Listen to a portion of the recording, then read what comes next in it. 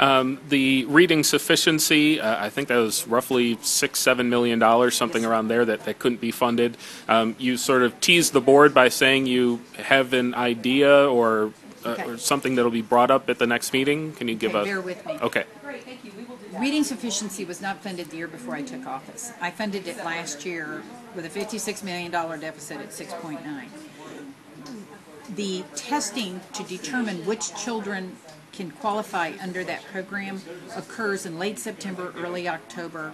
The district writes a plan on how they're going to work with those kids and then submits it to us, and then they proceed with their plan, and then they file for reimbursements. There are reimbursements filed for in January for first semester, and we have those. And so that is less than a quarter of that 6.9 from last year that has been dispersed to date. We currently have claims for second semester, and we are processing those, but they are not equal to the full 6.9. And districts have 2 years to spend this money. And so we're going to be able to cash flow a little bit into next year, the beginning of next year, so districts can continue to test and continue to put their plans forward.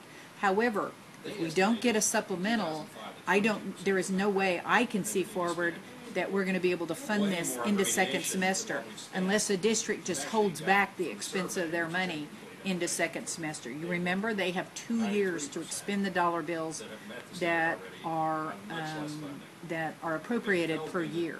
So, if you will, it's kind of a rolling total of money expended, money held back until the next year, and then new money coming in. I know that no one has a crystal ball or anything, but the start of this legislative session, the request, or I should say the supplemental given, was roughly 55 million, somewhere around there.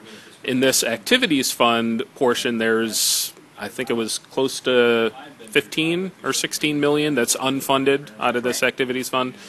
Will that be the only supplemental request, or are there other dollars out there that we are might be waiting to see what the health insurance rates will be under the flex benefit allowance, and then at that time we will adjust that number relative to that. If it's over 1.5%, we'll need to add that to the supplemental, and those numbers come out in August.